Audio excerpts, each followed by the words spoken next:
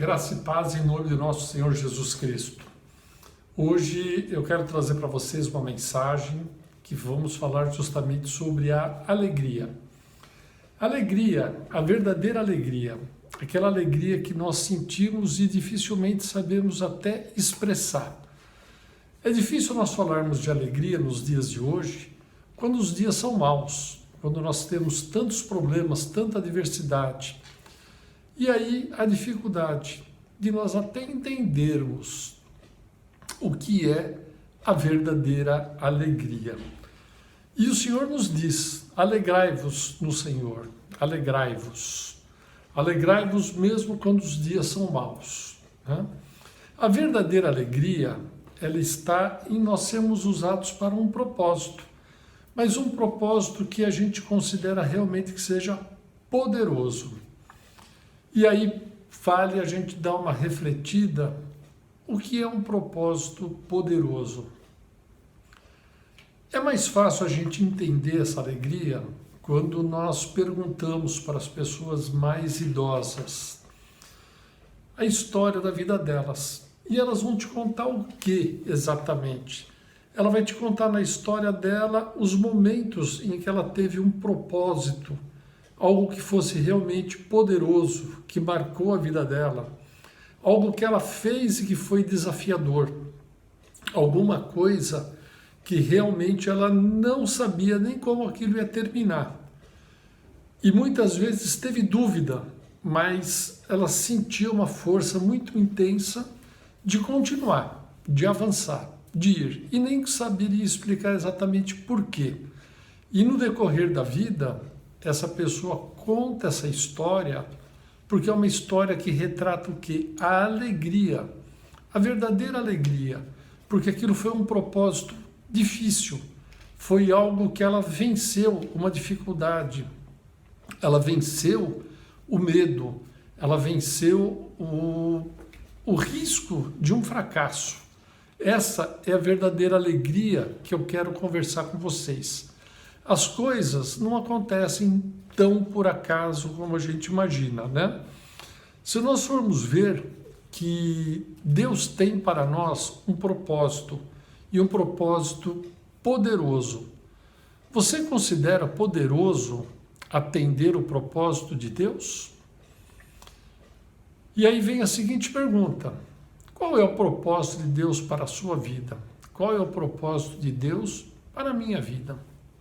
E como é que eu posso considerar esse propósito poderoso e que eu possa realmente sentir essa verdadeira alegria? Então, o que eu quero dizer para vocês é uma coisa que muitas vezes nós não percebemos, mas Deus procura alguém que faça o que Ele diz. Quem tiver a oportunidade de abrir a sua Bíblia e acompanhar com a gente, vai no livro do profeta Ezequiel, no capítulo 22, no versículo 30. E lá nós vamos encontrar a seguinte frase, no versículo 30. E busquei dentre eles um homem que estivesse tapando o muro e estivesse na brecha perante mim por esta terra, para que eu não a destruísse. Porém, a ninguém encontrei. Deus está procurando alguém que faça algo poderoso. O que é esse poderoso que o profeta Ezequiel está dizendo? Evitar que Deus destruísse a terra. Ele não queria destruir a terra, ele acredita no homem. Deus tem um propósito para a sua vida, um propósito realmente poderoso. E aí fica a nossa pergunta: você quer viver essa alegria? Você quer viver esse propósito poderoso? Não se preocupe. Deus, Ele chama para um trabalho que só Ele pode fazer. E muitas vezes a gente pensa o seguinte: eu não vou dar conta disso, eu não vou me envolver nisso que é uma dificuldade enorme. O povo é difícil, os dias são maus, o relacionamento é complicado, o povo que eu vou enfrentar vai me trazer muita dificuldade, eu vou me expor. eu vou me complicar nessa brincadeira. Ah, não, deixa para lá. Então eu quero dizer para vocês onde é que está a chave. A chave está no relacionamento com Deus. Assim como Jesus, você também precisa caracterizar o seu ministério, o seu propósito, aquilo que você busca, fixa em Deus. O que Jesus fazia? Jesus, ele se retirava, ele ia para o monte, e lá no monte ele conversava com Deus. Lá ele tinha uma intimidade profunda com o Pai. Lá ele entendia exatamente qual era a boa, perfeita e agradável vontade de Deus. E é nessa relação com Deus que, se você ainda não descobriu o seu propósito, se você ainda não sabe exatamente o que você quer, ou aquilo que Deus quer para você, então é um momento que você deve parar e buscar um momento junto com Deus. Até na vida corporativa, nós damos uma parada que nós chamamos do planejamento. É o momento de você refletir sobre a direção que você vai seguir, que destino você vai dar para a sua vida, o que você vai se comprometer em fazer. E aí você não pode ficar dando uma de nécio e correndo cada hora para um lado. Nós vamos notar muitas vezes pessoas ao nosso lado que não conseguem sair do lugar, fica dando volta, começa e não acaba, inicia e não termina, não está determinado naquilo que começou a fazer. Começa com grande motivação, mas logo está cheio de reclamação, não conseguiu superar as suas dificuldades. E aí a gente vai ver o quê? Faltou essa determinação, faltou esse entendimento, faltou você definir claramente esse objetivo, esse propósito. Esse propósito, ele tem que ser poderoso. Esse propósito tem que te trazer uma alegria, uma verdadeira alegria, porque os dias são maus, as dificuldades vão vir, não vai ser fácil. Se você pega a vida de um jovem, quando ele começa a ter que enfrentar os desafios da vida, a dificuldade para os estudos, a dificuldade de se manter, a dificuldade da família para incentivá-lo, a falta de orientação muitas vezes que eles têm dentro de casa, a busca de uma referência fora de casa, a dificuldade para arrumar um emprego, o próprio sustento, descobrir qual a vontade de Deus para a profissão dele, o que eu vou ser, o que eu vou fazer, no que eu vou me especializar, como eu vou me sustentar. Jamais eu vou conseguir comprar um carro próprio ou ter uma casa, ou hoje a juventude não se preocupa tanto como antigamente em ter carro ou casa, mas tem projetos.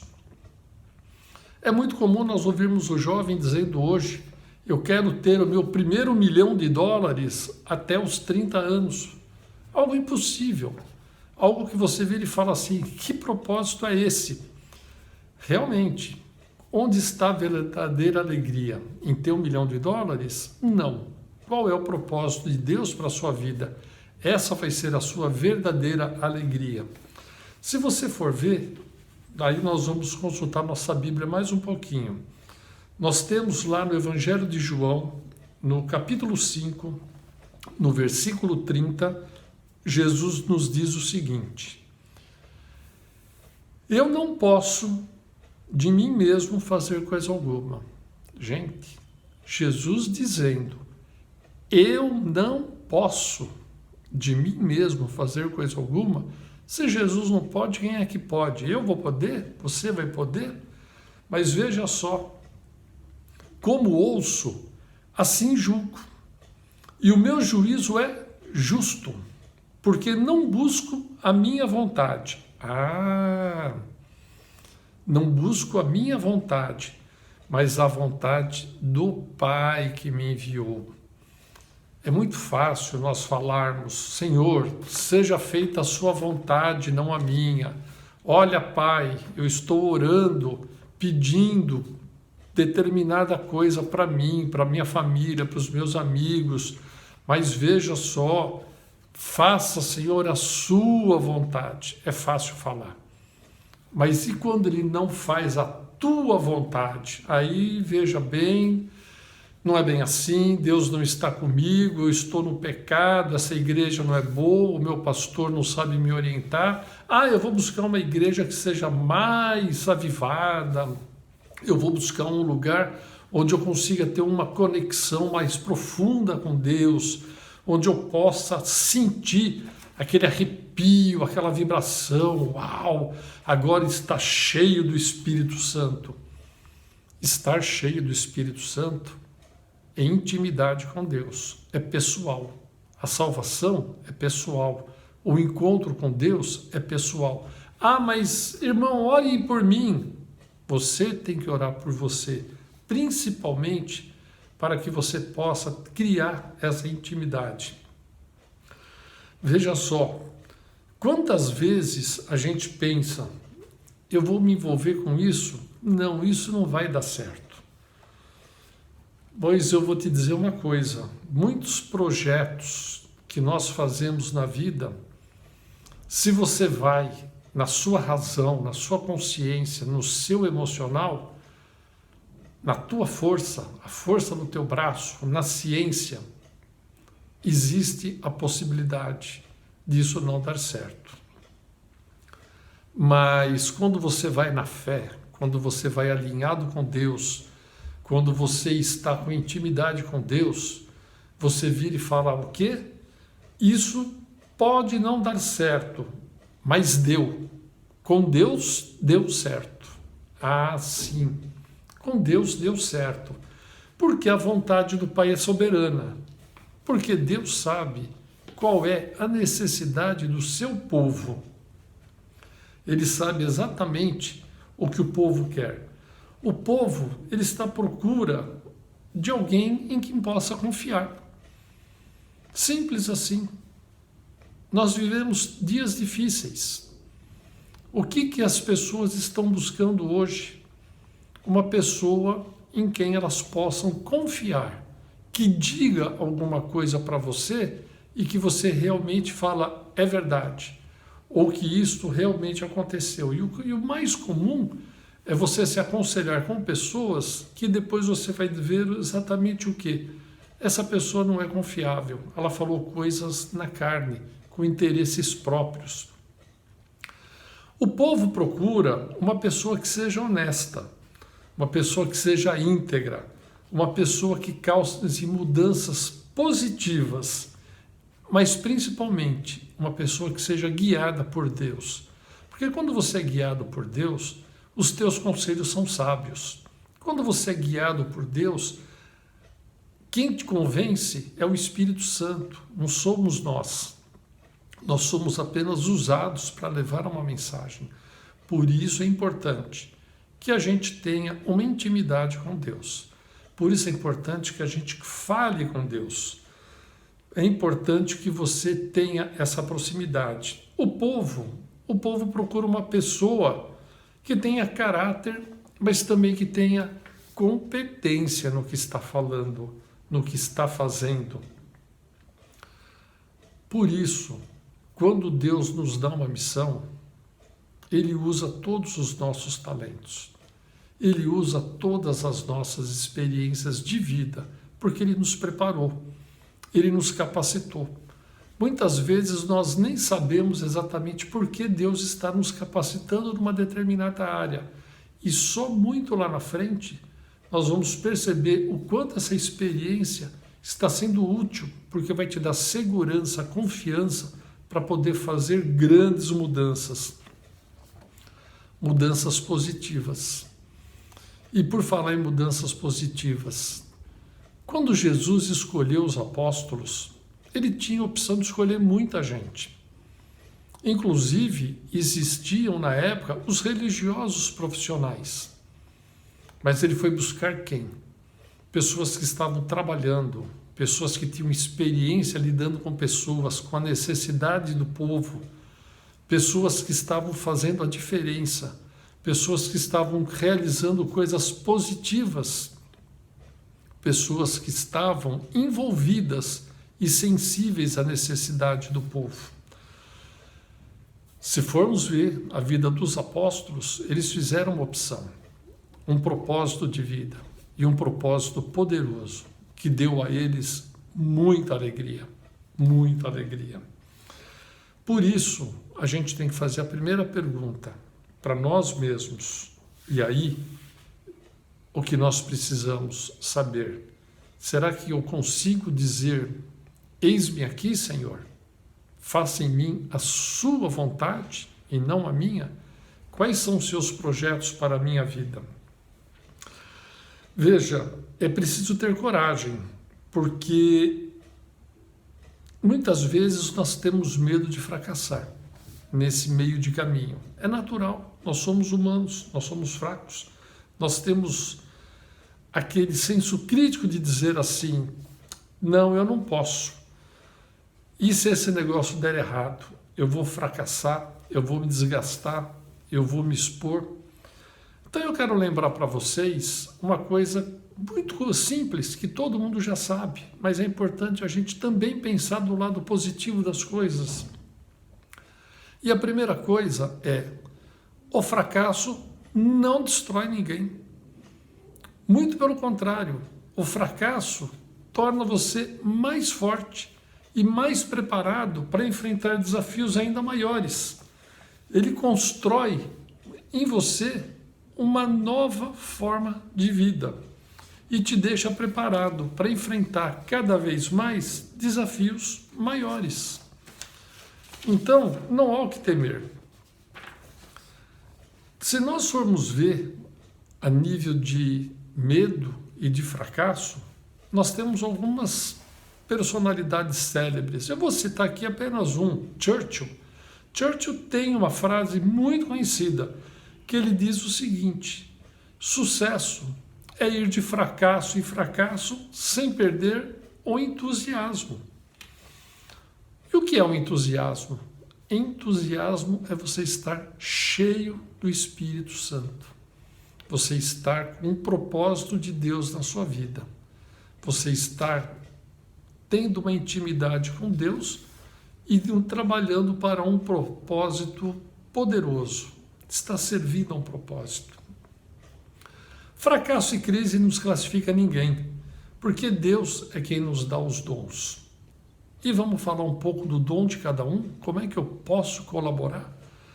Vamos à nossa Bíblia, no livro de Romanos, no capítulo 12, no versículo 8. E o que nós temos aqui o apóstolo Paulo nos dizendo?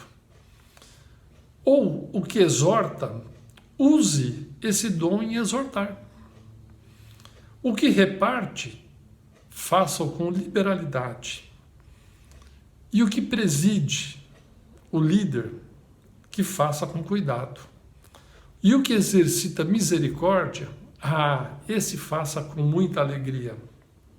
Porque quando Deus dirige uma vida para seu propósito, tudo se torna uma escola. Nenhuma experiência é desperdiçada. O seu conteúdo totalmente é utilizado para isso.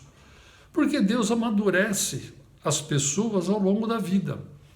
E Ele define uma missão para cada um, onde cada experiência está sendo aproveitada. E nessa missão, você vai notar que é importante que haja uma revelação. Deus vai revelando aos poucos, Ele não te manda tudo de uma vez, até porque a gente não daria conta, né? Agora, se não há revelação, o povo desvia. Começa a partir para caminhos que não são os mais adequados. Vamos parar e pensar uma coisa muito simples. Nós não podemos acreditar que toda porta aberta é um convite de Deus. Não, existem caminhos errados. Né? A maneira correta de buscar a vontade de Deus é através dessa proximidade, dessa intimidade, da oração. Porta aberta pode estar te levando para o abismo, para o buraco, um caminho sem volta. Só Deus pode revelar seus planos. E faz a sua maneira, no seu tempo e para quem Ele deseja. Deus tem um plano para a sua vida. Ele deseja fazer alguma coisa, não importa a sua idade, não importa a sua experiência, desde o mais jovem até o mais sênior. Ele tem um projeto. Se você está vivo, porque Deus ainda tem algo para você. E Ele espera que você, jovem, colabore para você transformar esse mundo, colocar esse mundo de cabeça para baixo, acabar com tudo aquilo que foi feito errado. Mas você, que é mais sênior, mais experiente, que tenha sabedoria para poder orientar, poder dirigir, poder levar o teu conhecimento para que as pessoas não cometam novamente os mesmos erros. Nós devemos aprender com os nossos erros. Só Deus pode revelar seus planos e o faz da sua maneira. Vamos para o livro de Coríntios, 1 de Coríntios, no capítulo 12, no versículo 12 também. Porque assim como o corpo é um e tem muitos membros, e todos os membros, sendo muitos, são um só corpo, assim é Cristo também. Nós somos membros da Igreja de Cristo. Nós somos uma parte. Nós vamos fazer uma pequena parte desse trabalho. Nós fazemos parte do grande projeto, do grande propósito de Deus. Porque a alegria verdadeira da vida é ser usado para um propósito poderoso. E nada é mais poderoso do que os propósitos de Deus. Mas os tempos são maus, os dias são maus. E você precisa tomar cuidado, porque nem toda porta aberta é um caminho, é um convite de Deus. Nós precisamos tomar cuidado para que não seja uma tragédia. O que é uma tragédia? Tragédia é você ser usado por pessoas e não por Deus. Pessoas te usando. E pessoas que têm propósitos individualistas, egoístas, que só se preocupam consigo mesmo. Muito cuidado com pessoas assim. Geralmente essas pessoas, elas são pessoas extremamente carismáticas, têm uma boa eloquência, um bom falador, se comunica bem, cativante, chega bem, querido, alegre, chega na roda, opa, cheguei chegando. Mas normalmente quando você acaba conhecendo um pouquinho mais, você vai ver que são pessoas incompetentes e que não têm um histórico de realização. Tudo que começa não acaba, para no meio, não tem uma história para contar. Não tem alegria, não tem luta, não teve vitórias, não teve conquistas. Ninguém espera que você seja perfeito. Ninguém é perfeito, perfeito é um só. Mas o que as pessoas esperam que você seja, que eu seja? Íntegro e honesto. Quando eu não sei, eu não sei. Temos humildade para admitir. Não sejamos tomados por vaidades. Quando se tem integridade, as pessoas sabem o que pode esperar de você. A integridade não acontece por acaso, né? Ela tem um propósito, e que o nosso propósito seja um propósito poderoso, seja o propósito que Deus tem para a nossa vida. Por quê? Porque nós somos pessoas de bom caráter, pessoas do bem. E é o caráter que nos capacita para ajudar as pessoas. Ninguém quer conselho de um mau caráter. Todo mundo se afasta desse mau caráter. Nós vivemos uma época do marketing pessoal, dos cliques, das curtições, da mídia social, dos contatos, dos milhões de amigos. Os marqueteiros, eles usam as ferramentas que têm da tecnologia para atrair multidões. E você acaba vendo a consequência dos fake news. Quantas mentiras! E muitas vezes nós acabamos dando continuidade a essa mentira, porque nós não temos a cautela de investigar a verdade, de procurar a verdade, de querer saber se aquilo que nos falaram realmente condiz com a verdade. Qual é a verdade? A verdade é a palavra de Deus. Eu sou o caminho, a verdade e a vida. Aquilo que você está recebendo de notícia, aquilo que você está recebendo é bom? Está de acordo com a vontade de Deus? Se não está, simples assim. Não divulgue, não propague, descarta, deleta, joga fora. Jesus nunca foi apaixonado por multidões. Ele nunca se preocupou dos cliques e da chamada de atenção. Ele até tentava fugir delas. Vamos dar uma olhada aqui no livro de Marcos, no Evangelho de Marcos, no capítulo 1, nos versículos 36 e 37. E seguiram-no Simão e os que com ele estavam, e achando-lhe disseram: todos te buscam. Todos te buscam. Onde Jesus estava? Separado, isolado, orando, conversando com o Pai, tendo uma intimidade com o Pai, para saber qual era a vontade do Pai, para que Deus lhe revelasse. E isso é confirmado, porque toda vez que na Bíblia a gente vê alguma coisa por 2 vezes, a gente vê a confirmação. E lá no Evangelho de João, no capítulo 6, no versículo 15, diz assim: sabendo, pois, Jesus que haviam de vir arrebatá-lo para o fazerem rei, tornou a retirar-se, ele só, para o monte. A multidão vindo atrás dele para fazê-lo rei, e ele foge, ele se afasta, ele vai para o monte, sozinho. Por quê? Porque é mais importante eles ter intimidade com o Pai do que ser rei da multidão. O objetivo principal qual é? Nós estamos falando em propósito, mas qual é o objetivo principal?